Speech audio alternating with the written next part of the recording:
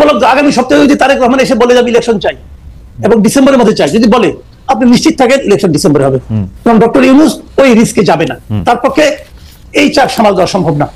আমার মনে হয় বাংলাদেশের স্বাধীনতার পর এ পর্যন্ত এই যাবৎকালে ডক্টর ইউনূসের সরকার হলো সবচেয়ে ভাগ্যবান সরকার, যে সরকার দেশের মাঠে থাকা সকল রাজনৈতিক দলের নিঃশর্ত সমর্থন পেয়েছেন। এরকম এর আগে কোনো সরকার পায় নাই, এমনকি স্বাধীনতার পর বঙ্গবন্ধু সরকারও কিন্তু পায় নাই। উনি সরকার চালানোর কয়েকদিনের মধ্যে জাসদ দুর্দণ্ড প্রতাপে কিন্তু ওনার বিরোধিতা করেছে। এরকম একটা সমর্থন পাওয়ার কারণে ওনাদের পক্ষ থেকে অথবা ওনাদের যারা নাকি সুবিধাভোগী আছে, ওনাদের যারা চামচামি করেন, তারা নানাভাবে নানা ধরনের কাজ করতেছেন এবং সোশ্যাল মিডিয়ার মাধ্যমে এক ধরনের প্রচারণা চালাচ্ছেন। কেউ বলছেন যে 3 বছর, কেউ বলছেন যে না 29 সাল পর্যন্ত, কেউ বলছেন 5 বছর। আবার ওনাদের একজন আপনার দার্শনিক আছেন যিনি বলছেন যে না একটা জাতীয় সরকার হবে, সেখানে ডক্টর ইউনূস প্রধান উপদেষ্টা হবে এবং উপপ্রধান উপদেষ্টা হবে তারেক রহমান। এই ধরনের নানা ধরনের কিন্তু মানে আপনার পারমুটেশন কম্বিনেশন এখন আমরা দেখতে পাচ্ছি। বাট আলটিমেটলি জিনিসটা হলো যে এই যে প্রথমে যে কথাটা বললাম যে সবগুলি পলিটিক্যাল পার্টি এই সরকারকে সাপোর্ট দিচ্ছে, যদি সাপোর্ট না দেয় তাহলে কি ওটাকে চাপ তৈরি হবে। এই চাপ সামাল দেওয়ার ক্ষমতা ইউনূস সরকারের নাই, একদমই নাই। কাজে যদি আমি বললাম আগামী সপ্তাহে যদি তারেক রহমান এসে বলে যাবে ইলেকশন চাই এবং ডিসেম্বরের মধ্যে চাই, যদি বলে আপনি নিশ্চিত থাকেন ইলেকশন ডিসেম্বরে হবে, কারণ ডক্টর ইউনূস ওই রিস্কে যাবে না, তার পক্ষে এই চাপ সামাল দেওয়া সম্ভব না। এখন অনেক পলিটিক্যাল পার্টি অনেক রকম কাহিনী করতেছে, যার যার স্বার্থ আছে। কেউ কেউ ভাবতেছে আমি আর কয়েকটা দিন সময় পেলে গুছাই নিতে পারবো, তবে আমার ধারণা এনসিপি মনে আর ভাবে না। এনসিপি মনে বুঝে গেছে যে অনন্তকাল সময় দিলে যতই সময় বেশি পাবে ততই তারা ক্ষুদ্র থেকে ক্ষুদ্রতর হবে, ওই হোমিওপ্যাথি ডোজের মতো। হ্যাঁ, ওটাতে কোনো কাজ হবে বলে আমার কাছে মনে হয় না। এনসিপির আশা আকাঙ্ক্ষা মোটামুটি এখন শেষ। এখন জামাত হয়তো ভাবতে পারে যে আর একটু সময় পেলে আর একটু গোছাবো, কিন্তু তাতেও কিছু হবে বলে আমার কাছে মনে হয় না। আমি জানি না কি হবে তাদের পলিটিক্যাল ইকুয়েশন কার কি, তবে আমি এটুকু মনে করি যদি পলিটিক্যাল পার্টিগুলো চাপ দেয় এই সরকারের পক্ষে ইলেকশন ডিসেম্বরের থেকে মানে বিলম্বিত করার কোনো সুযোগই নাই। আমি কামাল ভাইয়ের সাথে আমি একমত যে পলিটিক্যাল পার্টিগুলো যদি চাপ সৃষ্টি করে তাহলে ডিসেম্বরেতে ইলেকশন দিতে হবে এবং ডক্টর ইউনূসও আসলে ডিসেম্বর ইলেকশন দেওয়ার ব্যাপারে একাধিকবার বলেছেন। বড়জোর তিনি নানা কারণে সেটাকে একটু বাড়িয়ে হাতে সময় রেখেছেন, কিন্তু পলিটিক্যাল পার্টি কিন্তু আমরা কিন্তু দেখছি যে পলিটিক্যাল পার্টিগুলি কিন্তু সেই অর্থে চাপ সৃষ্টি করতেছে না। পলিটিক্যাল পার্টির মধ্যে সেই চাপ কিন্তু নাই। আমরা সবাই এস্টাবলিশমেন্টকে একটু কোশ্চেন করতে চাই, যে সরকার তাকে কোশ্চেন করতে চাই, কিন্তু ফ্যাক্ট রিমেইনস এবার রমজান মাসে দ্রব্যমূল্য, বিদ্যুৎ পরিস্থিতি, ঈদ যাত্রা এসব বিষয়ে অন্তর্বর্তী সরকার মোটামুটি ভালোভাবে সামাল দিতে পারায় এবং চুরি ডাকাতি ছিনতাই কিছুটা নিয়ন্ত্রণে আসায় দেশের রেমিটেন্স প্রবাহ বাড়ায় এবং বিভিন্ন ধরনের সম্মেলন, নানা ধরনের আন্তর্জাতিক পর্যায়ে বাংলাদেশের নানা পরিস্থিতি, এসব বিষয় মিলে জনগণের বড় একটি অংশ অ্যাপারেন্টলি ডক্টর ইউনূস সরকারের প্রতি আস্থা ফিরে পেয়েছে বলে নানাভাবে মনে হচ্ছে।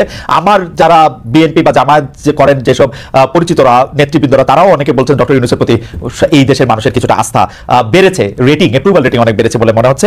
এমনকি এনসিপির নেতাও পরিণত হয়েছে ডক্টর ইউনূস, মানে এনসিপির নেতা হিসেবে কিন্তু এখন আর নাহিদের নাম আমরা শুনি না, ডক্টর ইউনূসের নামই আমরা বেশি শুনি। ডক্টর ইউনূস মানে নিজেকে একটি নেতা হিসেবে, শাসক হিসেবে প্রতিষ্ঠিত করতে পেরেছেন বলে মনে হয়। সেই ক্ষেত্রে ইলেকশন যদি পরে হয়, ডক্টর ইউনূস সরকার যদি একটু বেশি সময় থাকে, তাহলে কি অসুবিধা? আমরা কেন বিএনপিকে নিয়ে আসার জন্য এত অস্থির হয়ে উঠেছি, বা যারা নির্বাচন করে তাদের জন্য অস্থির হয়ে উঠেছে? সরি, প্রশ্নটা লম্বা হয়ে গেল, আমি আর কথা বলছি না। কামাল ভাইকে শুনে আমরা তুষার ভাইকে শুনবো। এখানে একটা কথা আমি বলি আপনাকে, ডক্টর ইউনূস ভালো করছেন কি মন্দ করছেন এটা তো আমার দেখার বিষয় না রে ভাই। না কেন আমি বলি, ডক্টর ইউনূস কোন সরকারের প্রধান? উনি একটা অন্তর্বর্তী সরকারের প্রধান। অন্তর্বর্তীকালীন সরকার মানেটা কি? মানেটা হলো একটা রেগুলার গভর্নমেন্ট আসবে, যতদিন সেই রেগুলার গভর্নমেন্টটা না আসে ততদিন সরকারটাকে পরিচালনার জন্য এবং ওই রেগুলার গভর্নমেন্ট আনার জন্য যে নির্বাচনটা হবে, সেই নির্বাচনটা অবাধ এবং নিরপেক্ষ করার জন্য একটা সরকার দরকার, সেটা হলো ডক্টর ইউনূসের সরকার। এই কথা কিন্তু মাথায় রাখতে হবে। কাজে এই সরকার তো রেগুলার গভর্নমেন্টের মতো কাজ করবে না। এবং অন্তর্বর্তী সরকার, আপনি যেগুলো আমরা সাফল্য বললাম, আমরা কিন্তু এগুলো একটাও অস্বীকার করছি না। রমজানের শাকসবজির দাম কম ছিল, কোনো সন্দেহ নাই। চালের দাম কি কম ছিল? তেলের দাম কি কম ছিল? ছিল না। গত রমজানে সবকিছুর দামই বেশি ছিল, চালের দামও বেশি ছিল, শাকসবজির দামও বেশি ছিল। শাকসবজির দাম কম, এটা আমাদের জন্য একটা রিলিফ না? রিলিফ, অবশ্যই রিলিফ, আমি অস্বীকার করছি না। রমজান তো শেষ, এখন কি হচ্ছে শুনেন। আমার কাছে ওই দিন এক ভদ্রলোক 3টা রিসিপ্ট পাঠাইছে, 3টা রিসিপ্ট। একটা রিসিপ্ট সে মোহাম্মদপুরের একটা দোকান থেকে, মায়ের দোয়া নামে একটা চাউলের দোকান, সেই দোকান থেকে সে জানুয়ারি মাসের 3 তারিখে 25 কেজি চাউলের এক বস্তা চাউল কিনছে 1740 টাকা দিয়ে।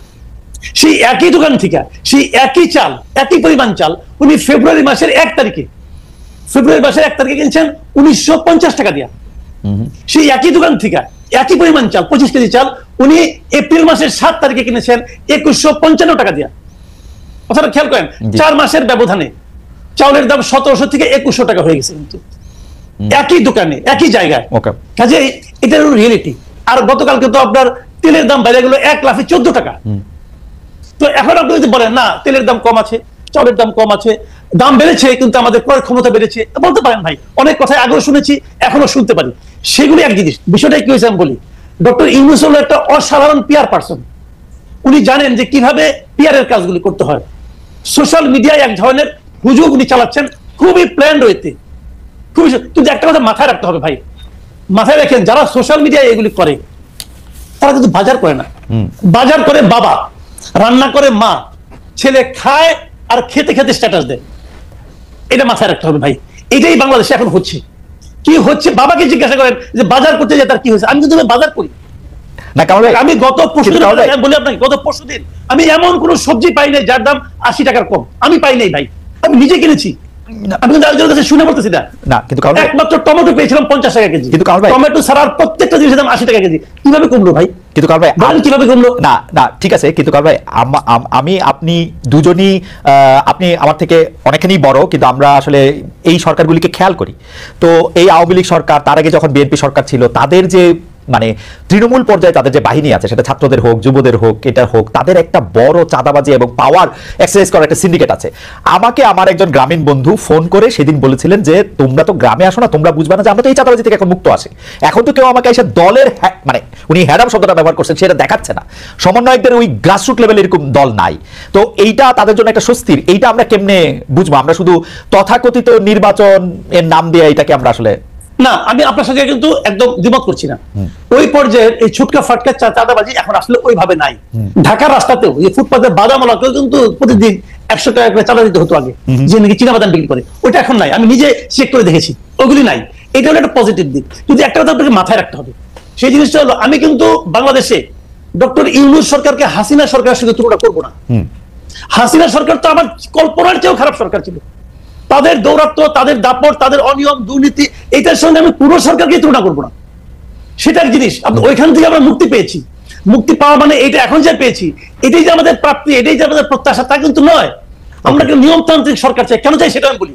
কোন আপনি যতক্ষণ পর্যন্ত আপনাকে রেগুলার পলিটিক্যাল গভর্নমেন্ট না আসবে, ততক্ষণ পর্যন্ত এই দেশে কোনো বিনিয়োগ আসবে না। আপনি সিঙ্গাপুর থেকে স্মার্ট লোক নিয়ে আসেন আর 41,000 উপরে থেকে ঝাঁপ দেওয়া লোককে নিয়ে আসেন, ভাই কোনো লাভ হবে না। উনি ওই মানে একটা অনুষ্ঠানে পরিচালনা করবেন, টুকটাক ইংরেজি বলবেন, হয়ে গেল। স্মার্টলি হাঁটবেন, হয়ে গেল। বিনিয়োগ আসবে না ভাই। পলিটিক্যাল গভর্নমেন্ট ছাড়া রেগুলার গভর্নমেন্ট যারা বিনিয়োগ করবে তারা কিসের উপর ভরসা করে করবে না। কাজে আপনি সেই জন্য আপনার এখানে একটা রেগুলার পলিটিক্যাল গভর্নমেন্ট আসতে হবে। কথা বলছি, ডক্টর ইউনূস যদি ভালো হয়, উনি এই ক্যাবিনেট দিয়ে ইলেকশন করুক না, অসুবিধাটা কি আছে? আচ্ছা, আরেকটা কথা, যেটা হলো এই ইলেকশন এদের প্রতি সাধারণ মানুষের ম্যান্ডেট আছে কিনা তার তো একটু প্রমাণ হওয়া দরকার আছে। আপনি তো গাইড জোরে বলতেছেন জুলাই অভ্যুত্থান, আপনি গাইড জোরে বলতেছেন, কে নিয়োগ